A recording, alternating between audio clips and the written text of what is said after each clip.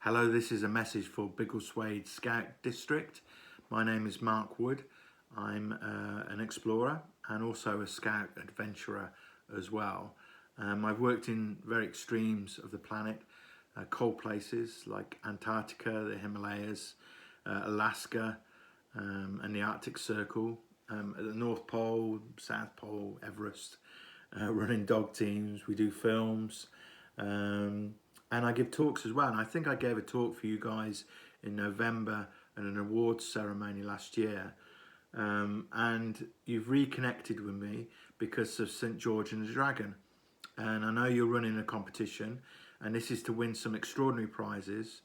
And what I'm going to do is put in one of my books, which is called Rock and Ice, which is my favourite photographs from all over the years. So I'll sign that and put it in as part of the competition.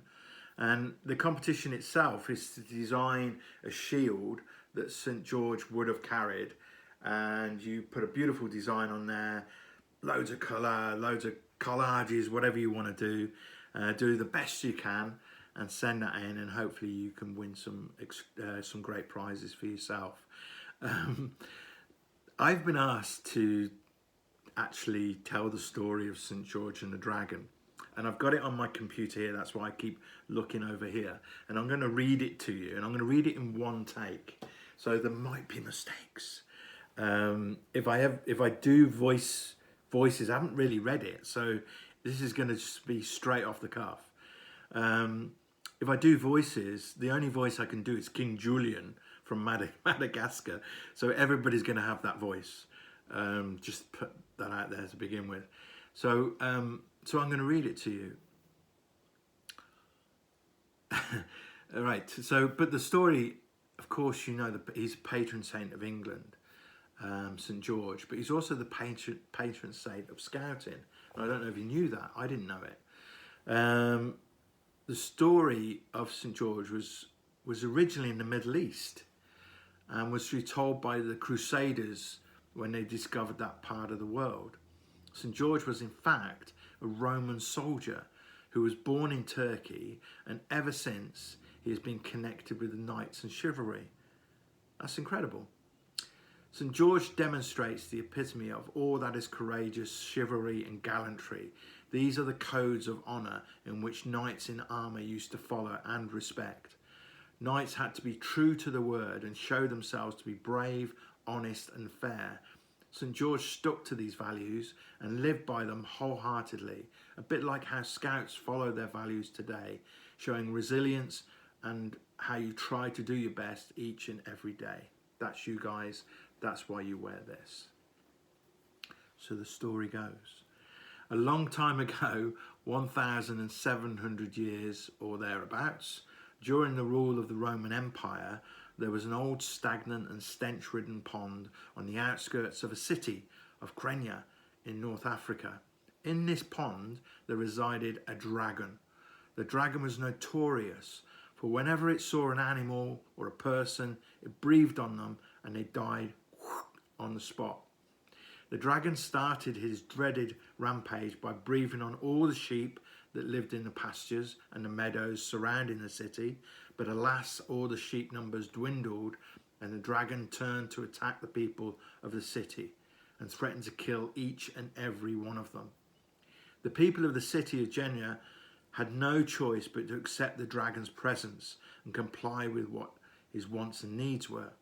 The city folk agreed to give the beast one person every month on condition he left the others in the city alone, unscathed, until the next sacrificed soul. But how do you select a city person to be sacrificed? Well, the king created a decree with the names of each and every citizen and scratched them onto pieces of pottery, which were then kept in a great urn. Each month a name would be drawn out of the urn and that person would be sacrificed to the dragon. It's a bit harsh. Anyone could be chosen from the city, whether they be man, woman, rich or poor. It was a case of all in to save the city. One day the king drew a name from the urn, and to the king's dismay it turned out to be his daughter, the princess. Well, he mucked up there, didn't he? Because of the king's own law, there was nothing he could do other than to sacrifice his own daughter, but he still tried in vain. The king called the people of the city forward and offered them gold, money, wondrous treasures if they would agree to spare his daughter. The princess and spare his daughter from the beastly dragon. The palace staff, who bypassed the law, insisted nothing could be done, that it must be completely adhered to be fair, or else the people of the city would no longer trust him as a king or accept his decree. The king was in turmoil and so upset he sobbed to his daughter. This is the King Julian voice. "My dear, my love, shall thou never be, I shall never see you on your wedding day. King Julian."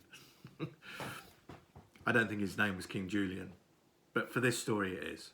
King Julian. If you haven't seen Madagascar, you're going to be confused by this. A week had now passed and the fateful day arrived for the princess to face the dragon. The king organised for the palace staff to dress her in a wedding gown and then place a crown of flowers on her head. A full procession led the princess from the city down to the dirty, smelly and stagnant pond where the dragon had taken up his residency. As the procession was nearing the pond, a Roman soldier came riding up to the city along the main route. His name was George, and he was a Christian from Turkey. George stopped and, being inquisitive to the unusual procession, asked why such a beautiful fair maiden was so sad and upset on a wedding day. A citizen of the city replied, King Julian again, "Because she has to abide by the king's law. She must this day marry the dragon who lives in a dirty pond, and her wedding gift shall be death." George, being brave and empathetic, immediately responded, "Is this true? Doth that fair maiden have no other choice? Doth that fair maiden? If that really be the case, then I, George, shall slay the dragon." Yeah, he's a dude, isn't he?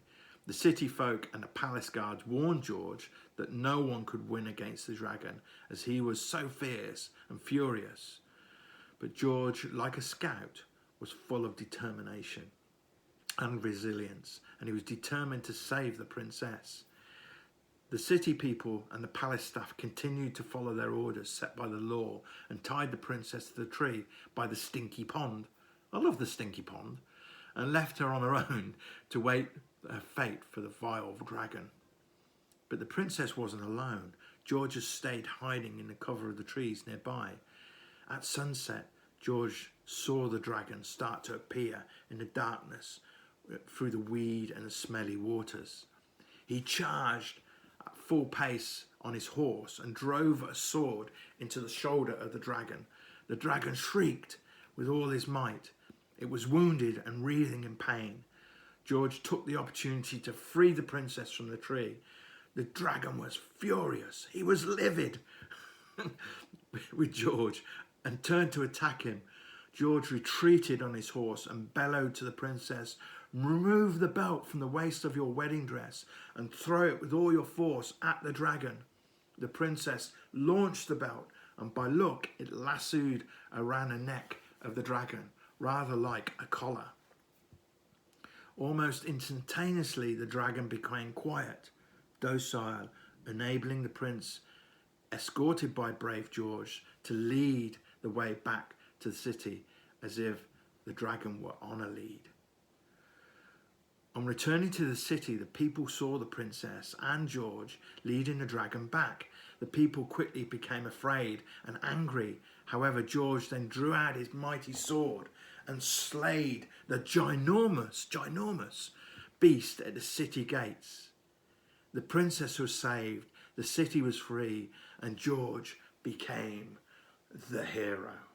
Ba, ba, ba. Just one point. The dragon was submissive. He was doing what a dragon does. It's like taking a tiger and having a tiger in its natural environment. It will kill other animals to survive. Then you take the tiger and put it near a city and it's going to kill humans. This is what the dragon was doing. But if you tame a tiger, then you don't kill it. We look after animals, don't we? I'm sorry, but I love animals, even dragons. But anyway, that's gone off piste a little bit. George was the hero. He'd saved the day. He got the princess, and everybody in the city loved him. All right. Okay, the end. I just want to make one important statement at the end of this. Good luck with the competition. I hope you enjoyed the story. Some of you are slightly disturbed, I know. But what I want to say is something about this. This is your necker and your woggle that you wear when you go to the Scouts. At this moment in time, we're living through a strange period with the virus going around and people have been locked down in houses, etc. When I go out onto the street and I see police, ambulance, nurses, anybody wearing a uniform, I feel safe. I feel that things are being done and I feel really safe with these guys.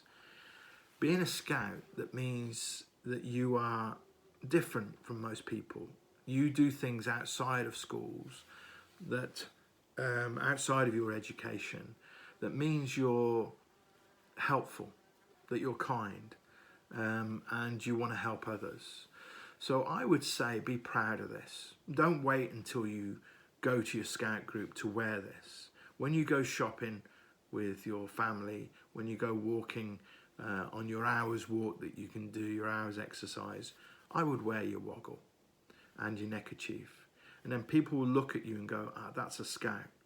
And you can tell them that, yeah, I'm here to help people. I've got a kind heart. And I think it's important to remember that. This is a uniform that you should be really proud of. And that's why I'm a part of the Scouts as well. Okay, good luck with the competition. And hopefully I'll catch up with you soon once all this craziness is over with. Keep safe and remain awesome at all times.